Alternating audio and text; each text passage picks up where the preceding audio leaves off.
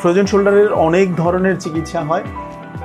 বেশিরভাগ ক্ষেত্রেই আমরা যে ভুলটা করে থাকি সেটা হচ্ছে ফ্রোজেন শোল্ডার হলে আমরা ব্যথার ওষুধ খেয়ে খেয়ে ব্যথাটাকে কন্ট্রোল করে ফেলি।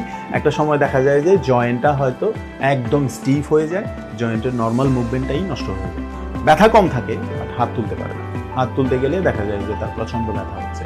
তো এই ফ্রোজেন শোল্ডারের ক্ষেত্রে ফিজিওথেরাপি খুবই জাদুর মতো ট্রিটমেন্ট করে। আমরা বেসিক্যালি কাজটা কি করি, আমাদের প্রথমেই টার্গেট এটা থাকে না যে পেশেন্টের ব্যথা কমাতে হবে, নো। আমাদের প্রথম টার্গেট থাকে এইটা যে ফ্রোজেন শোল্ডারে বেসিক্যালি যে জিনিসটা ঘটে ভিতরে, জয়েন্টটা স্টিফ হয়ে যায়, আমাদের সেই জয়েন্টের রেঞ্জটা বাড়ানো থাকে ফিজিওথেরাপির প্রথম অবজেক্টিভ। আপনার পেশেন্টের অনেক সময় পেশেন্ট বলে যে 2-3 দিন ফিজিওথেরাপি নিচ্ছে, আমার তো ব্যথা বেড়ে গেল। বাড়ুক।